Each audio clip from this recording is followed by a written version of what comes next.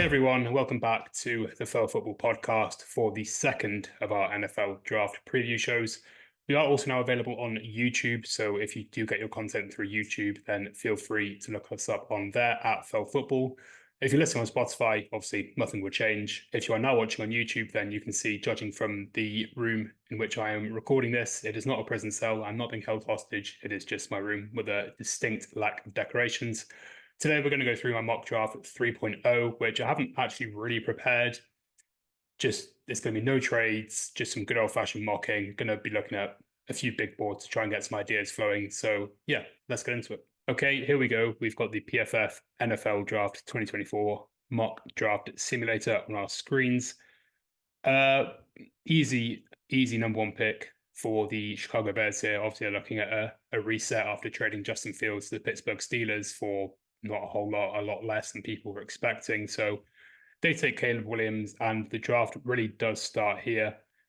I took Drake May in the last draft to the Washington Commanders.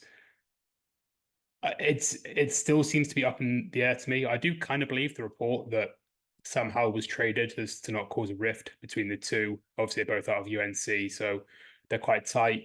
Would you really want to keep them both in the same quarterback room? Maybe not. But I'm going to go with Jayden Daniels here, who, unless I'm being completely blind, is very far down this. He's ranked 21. That's fine. And then we get to the Patriots. And this, to me, is one of the first trade down opportunities, perhaps. I can see them maybe considering Marvin Harrison Jr. here. I can see them considering maybe Malik Nabers or a Rome Odunze here. We had a great chat about Malik Nabers, Rome Odunze, and Marvin Harrison Jr. on our last pod, so make sure to go and check that out. But I think for all intents and purposes, I'm going to take Drake May here. Obviously, the Patriots have been in quarterback purgatory for the last couple of years. They thought Mac Jones was their guy. Mac Jones turned out to very much not be their guy. So, yeah, they need a quarterback. They need a whole lot more than what they have at the moment, really. So we're going to take Drake May with Patriots pick at number 3. Moving on then to the Arizona Cardinals. This is the easiest pick in the draft, apart from Caleb Williams at number 1. In my opinion, we are going to take Marvin Harrison Jr., the best wide receiver in the draft. No real logic needed for that one. Number 5, this is definitely another trade down candidate, I think, the Los Angeles Chargers. They could go in a number of directions here. They could go Joe Alt to reaffirm the offensive line, to play across from Rashawn Slater, who's their sort of cornerstone tackle on the other side. Brock Bowers might be in play because they desperately need offensive weapons. Rome Odunze, Malik Nabers. This is really tough. This is a tough spot. I do think this is probably a likely trade back spot. A lot of mocks recently have them trading back with the Vikings, number 11, who would come up and take JJ McCarthy or maybe Drake May if he's fallen there, maybe Jayden Daniels. I think for this draft, I'm going to take Malik Nabers. I just sort of think that the kind of explosive receiver is maybe more suited to what Justin Herbert needs right now rather than the sort of big-bodied Rome Odunze. But, it's 12 one, half dozen the other. It's close between those two. And we get to the Giants at number 6. And yeah, this for me is Rome Odunze. The Giants desperately need a guy for Daniel Jones, who is in a very much prove it situation. He was kind of in that last year and he got injured for a lot of it. There are rumors that the Giants might take a quarterback at 6 or maybe even trade up. I don't really buy that. Daniel Jones is on the books for quite a lot of money this year. And there's a potential out at the end of this year, I think. So if they do want to get rid, then they will get rid at the end of the year. And they can reset then with, Rome Odunze as your star receiver and still on a rookie contract. Number 7, Titans desperately need a lot of attention on their roster, to be honest. But I think Joe Alt is pretty much as nailed on to go to the Titans at 7 if they are picking here as anyone is. And then we get down to the Falcons at number 8. And yeah, this is also a pretty big popular mock draft pick in Dallas Turner, edge. The Falcons, they've got a pretty good roster. They've got a sneaky good defense. Jesse Bates, obviously free agent, signed last year, balled out. He made a lot of big plays. They've got a lot of guys up front who are good. They don't really have that number 1 edge. So I do think that Dallas Turner is a solid addition to what is a average-ish front 7. We get down to the Bears now, and this is this is really tough because the Bears are a big trade down candidate here, I think, but also they have a lot of needs on the roster and not a lot of draft picks. It's tough. This is a tough pick for the Bears. We took Laitu Latu on the last mock that we did with Theo. I could see him being the pick here. I could see him going tackle as well, like a Fuanga or an Amarius Mims, maybe even a Troy Fatano. Seems a bit rich to have him at 9. Or we've just taken down. I'm going to take Latu. I don't think that would be an immensely popular pick among Chicago fans, but I mean, really, what is a popular among Chicago fans nowadays? They can't seem to agree on anything. So, yeah, we'll take Latu there. Probably I'm butchering his name. Apologies if so. We get to the Jets. The Jets are on the clock in terms of Aaron Rodgers' playing career in general, really, unfortunately. He is turning 42 this year, I believe. 41, 42. Forgive me if I'm a year out there. And they need big playmakers. And they need a guy like Brock Bowers, who is one of the best playmakers in the draft. Put him in the slot, and he's not just a tight end. You know, this guy's a playmaking freak. So go out there and get yourself a Brock Bowers for Aaron Rodgers and really maximize the potential of his last couple of years. Moving on then to the Minnesota Vikings, and I'm already putting it in.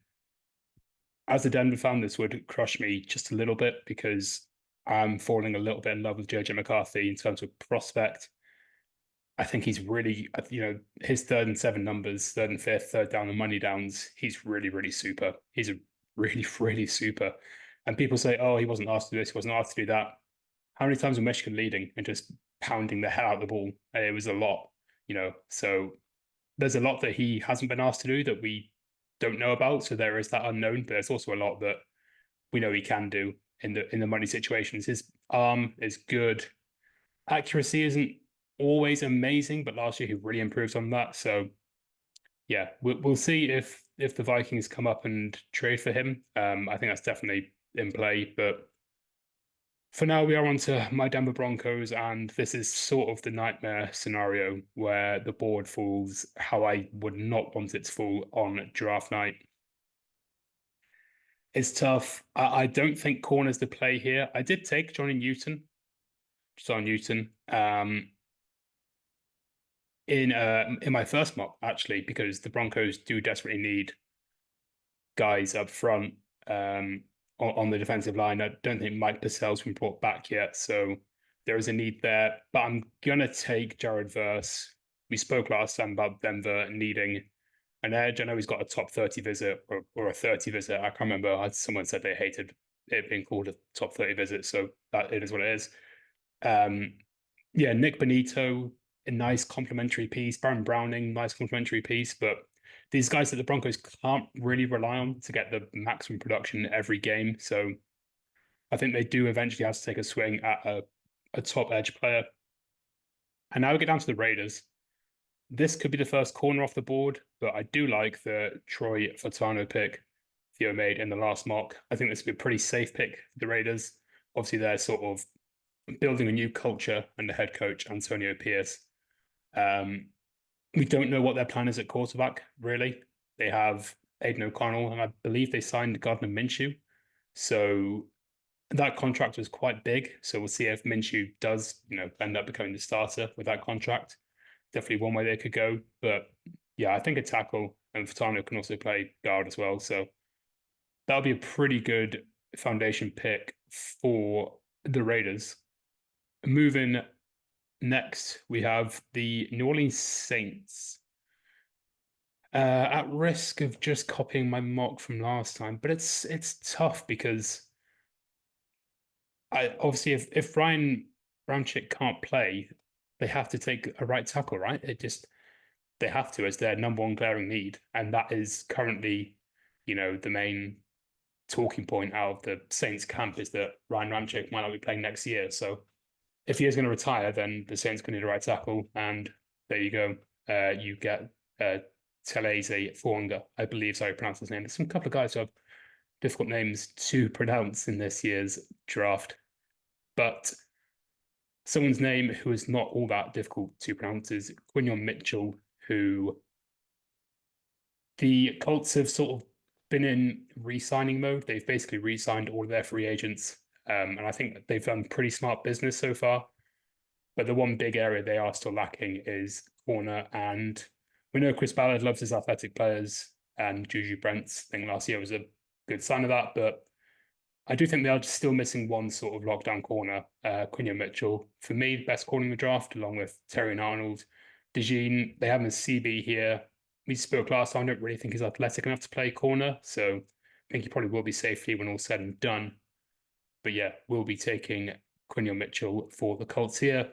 And finishing off the first half of the first round, we have the Seahawks. Now, I took Jackson Powers Johnson last time, and I don't know about that one anymore, really, as bluntly as I can put it.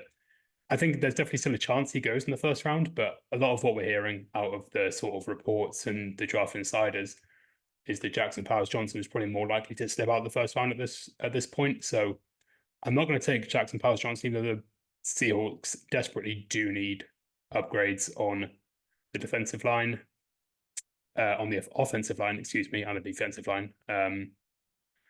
So it's a tough one for me. Um, I might give him Byron Murphy, a little bit undersized on the D line. Obviously, they signed Draymond Jones last year from Denver. He was okay. Just look at the big board here. There's not really anyone I can, that's Chop Robinson, maybe. You know what? Let's go Chop Robinson. Saw myself into that one fairly quickly. The Seahawks get another playmaker on defense in terms of Chop Robinson or the edge out of Penn State. The Jacksonville Jaguars, now they need interior offensive line as well. I think receivers also need for them. They obviously missed out on Calvin Ridley. His shock move to the Tennessee Titans. So the Titans? Yeah, Tennessee Titans. So this is tough. I'm actually gonna go Nate Wiggins, athletic corner out of Clemson. The Jags, it's maybe not their number one need right now, but I do think that it's a pretty safe pick for them. And it's sort of around about the position I expect Wiggins to be taken. I think we might see a run on tackles and corners in this sort of this sort of range, with a few teams maybe trading up. So yeah, we'll see how this goes. Bengals, I mean, it has to be tackle. We took Amarius Mims last time. Let's take J.C. Latham out of Alabama this time for them. The Los Angeles Rams QB is a need, but I don't think they'll address it in the first round. I quite like Bo Nix as a sneaky pick for the Rams. I know he's a little bit older, so they might want to give Stafford another 2 years, and then Bo Nix is 26, and the clock sort of already run out on the rookie contract. But maybe in round 2 or 3 could be in play there. Rams, they need a tackle as well. It's tough. I kind of like Terry Arnold for the Rams. Let's go there. Their defense last year actually performed well, but on paper they do need a few upgrades, particularly on the defensive line. We could have gone Newton, who is obviously the replacement for Aaron Donald, who retired. And that's sort of the logical pick, I guess. That's what we went last time. But yeah, let's go Terry Arnold. Just mix it up just a little bit. Steelers, tackle and offensive line just in general. Corner could be in play. I don't think they'll go quarterback or receiver. I think we've still got Brian Thomas Jr. on the board. Ooh, they lost Diontae Johnson. Ross could get another weapon in the form of Brian Thomas Jr. Do we like that? I don't. You know what? I don't. But I think this is the range that Brian Thomas will end up going. I need to remember that I'm actually, if people listening on Spotify, they can't see what I'm doing with my mouse. Pick in the late teens, the early 20s, probably around the right range for Brian Thomas Jr., I would say. I think that's definitely the sort of range that teams would take him in. He's for me, the definite wide receiver 4, closely followed by Mitchell, McConkey, Franklin, who will probably sneak his way into the first round as well. We'll see how that goes. Yeah, you know what? Let's go. Ooh. Let's take a Morris Mims. I think it's a bit of a basic pick, but I do think that he is the kind of guy with Steelers would draft. Obviously, they need an offensive line because they've got Russ and Justin Fields, if Russ for some reason isn't playing. Two guys who are sack takers. So they need to improve there. Dolphins. I mean, tight end. No, the tight end one, obviously, in this class is Brock Bowers. He is gone. Then you go to like Jatavian Sanders, I believe his name is. He might be a little bit further down here. I think I'd be a little bit too Jatavian Sanders. Yeah, there we go. That'd be a bit too rich at 21. You know what? We can go. They lost. Who did they lose in free agency? Let's go Graham Barton, who can play across the line. So yeah, he gives them a little bit more flexibility there. Philadelphia Eagles. Yeah, DB again is a pretty big need for them. As its receiver, you know what? We could be a little bit cheeky here. But see, the thing is, Howie Roseman loves drafting the trenches, right? He loves drafting defensive linesmen and he loves drafting offensive linesmen. Let's be a little bit cheeky and take Brian Thomas Jr. here. It would be very much a luxury pick for the Eagles, but I think it would be a pick that would work out pretty nicely with his extreme speed. Vikings on the clock again after their trade with Houston Texans, who wanted more ammo for Stephon Diggs. Vikings on the clock again. So they get the quarterback of the future in JJ McCarthy. O-line. Let's give him Byron Murphy, the undersized guy out of Texas. I quite like that fit there. And then the Cowboys we get to, who obviously lost Tyron Smith. He has gone to the Jets. Let's give them Olu Fashanu. I think that's a little bit low for Fashanu. I think he was getting like top 10 hype not too long ago. And he could definitely be taking that range, but I do think he's probably more likely to in the second half of the draft, maybe a little bit harder than what we took him. Packers, let's go Cooper DeJean. Not the most athletic guy on in terms of sort of shuttle speed, but man, he's his pro day, excuse me, was hella impressive. So let's give him his props there. He could surprise a lot of people, I think, and be taken higher than this. But I do like this fit for Packers. Okay, the Bucks. They could go Corey McKinstry. I took him last time, I believe, just because their pass defense was so bad last year. And Johnny Newton, poor John Newton out of Illinois, has fallen down this far. You know what we're going to do? We're going to take Cooley McKinstry at number 26 for the Bucks, and then we're going to take Johnny Newton at number 27 for the Cards. I could argue wide receivers a bigger need there, or Jackson Powers-Johnson, but as we said a little earlier on, not entirely sure he's going to be taking the first round. Okay, Buffalo Bills.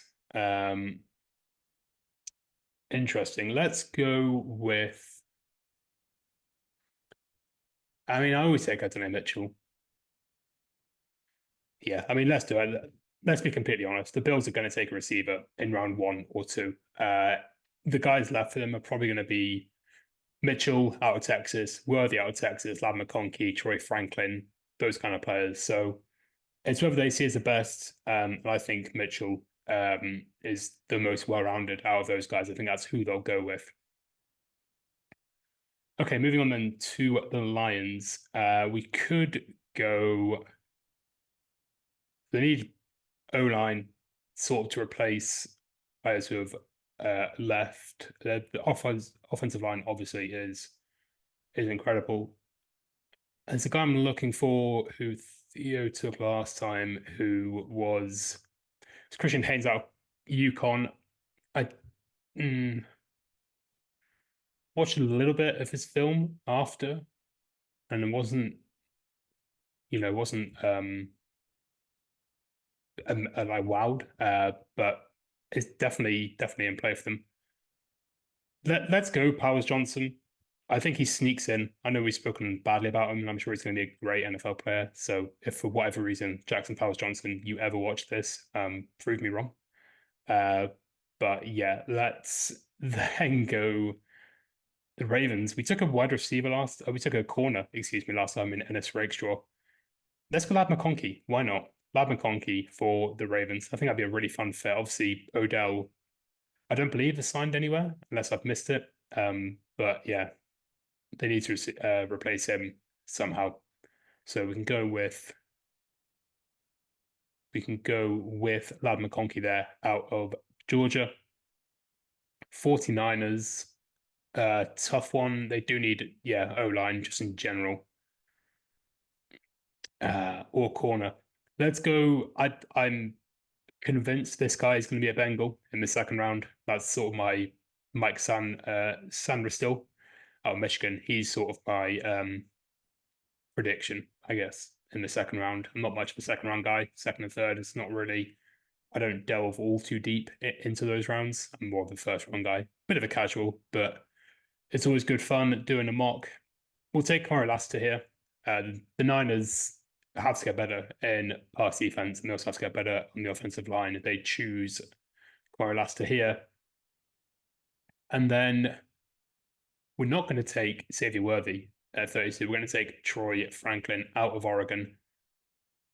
Grading our draft, analyzing our draft, I don't actually know if it gives the thing. I'm not bothered. But yeah, let me scroll down just so we can fit the whole draft in. I don't think we can. We cannot. I'm looking down at my laptop. No, we can't.